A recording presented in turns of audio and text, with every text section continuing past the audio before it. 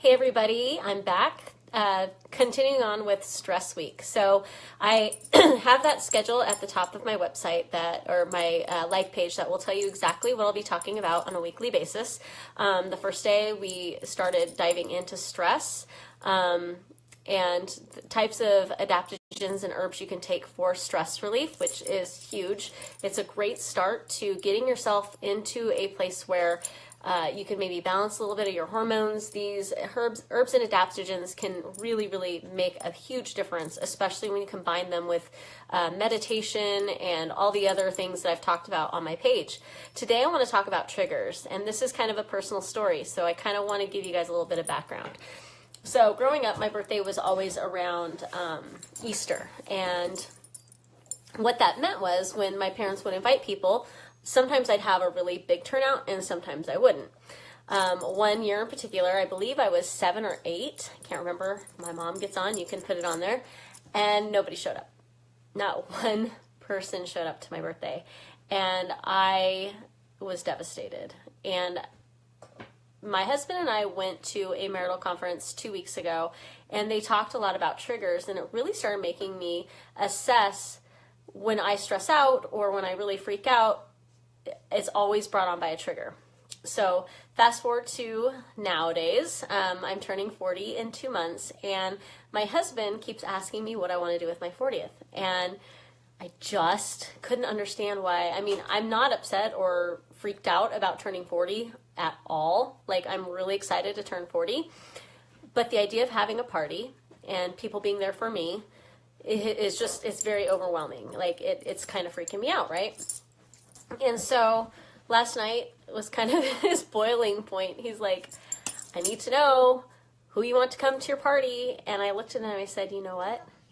Why would people come? Like, I started saying all these things that I just couldn't understand, like, why I was saying them. And then I realized, like, oh my gosh, like, I'm deathly afraid no one's going to show up.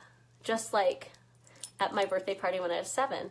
And I know that sounds really weird, and I know that probably doesn't sound really good, but I'm not here to, like, be this perfect person. Like, these are my own insecurities. And so I looked at him and I said, oh my God, like, this is a trigger from my childhood. I've been stressed out about giving you a list because I'm afraid that no one's going to come.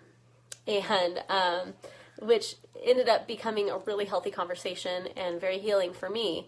And I realized that the stress that I've been feeling about my 40th birthday are insecurities from when I was a child. And so those are things that I'm working on and that kind of thing. But like recently, and I'd say within the last few years, you know, I've had parties where people haven't shown up. And I think having a 40th birthday party where nobody shows up would just, like, further make me feel, like, bad and, like, almost validate that trigger, right? So in your own life, what kind of things are your triggers? Like, when your kids freak out, maybe it's because there was yelling in your childhood, or I don't know. There's so many different things that can trigger stress. Money, you know, if you didn't grow up with a lot of money and things are getting tight, then Ethan, please. Sorry, got my 4-year-old in here with me. But when you start stressing about money, sometimes it comes from your childhood and maybe that insecurity you had when you were a kid. There's so many things. So the next time you're stressed out, I urge you just to sit back and be like, okay, what is this about? Like, when's the last time I felt like this? Did I feel like this in my past? Like, and you could kind of break it down and try to figure it out, because only then can you start to loosen up those triggers, and hopefully, if you do it right, you will be able to hopefully start making your stressful situations a little bit less stressful. Not sure if this helped, but I always like to give a little bit of insight onto what I've discovered for myself and things that have helped me.